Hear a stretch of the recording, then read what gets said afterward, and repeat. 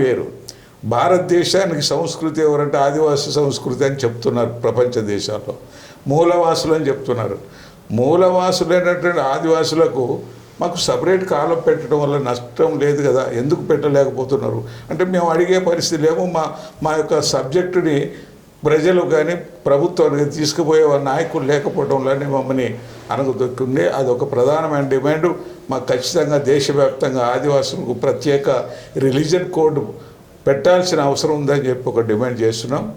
రెండో డిమాండ్ ఏంటంటే మాకు సపరేటు లాంగ్వేజ్ ఉంది, కోయితూరు భాష. ఇది 14 రాష్ట్రాల్లో కనెక్షన్ ఉంది, మేము మాట్లాడుతున్నాం. మాది ఒక పురాతనమైనటువంటి చరిత్ర ఉన్నటువంటి ఆదివాసీ సంస్కృతి. ఇటువంటి భాషని ఒక ప్రత్యేక గుర్తింపు లేదు ప్రభుత్వం.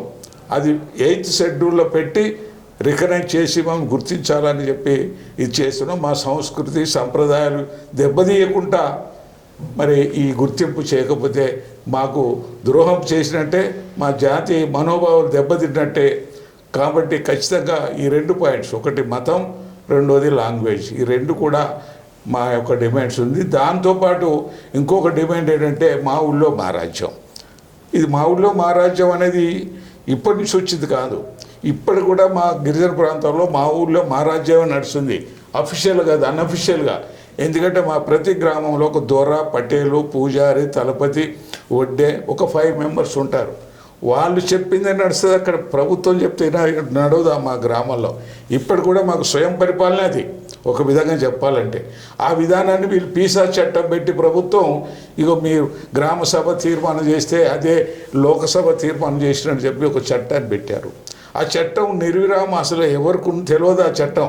అందుకని ఆ చట్టం అమలు చేయాలి. అది అమలు చేస్తే ఆదివాసికి ఒక స్వయం ప్రతిపత్తి వచ్చేటువంటి అవకాశం ఉంది. దాని మీద కూడా మేము పోరాటం చేస్తున్నాం. అట్లనే తెలంగాణలో కూడా అన్ని జిల్లాలు తిరిగాం. ఈ జిల్లా కన్వీనర్లు కమిటీలు వేసటం జరిగింది. అయితే ఇప్పుడు రేపు ఈ నెల ఏదైతే మే 13 తారీఖు ఉందో, ఈ మే 13వ తారీఖున ఉభయ రాష్ట్రాలు ఆంధ్ర, తెలంగాణ, తెలుగు రాష్ట్రాలు కలిపి ఒక సమన్వయంగా రాజ్యాంగ హక్కుల మీద మరి చర్చ జరుగుతుంది.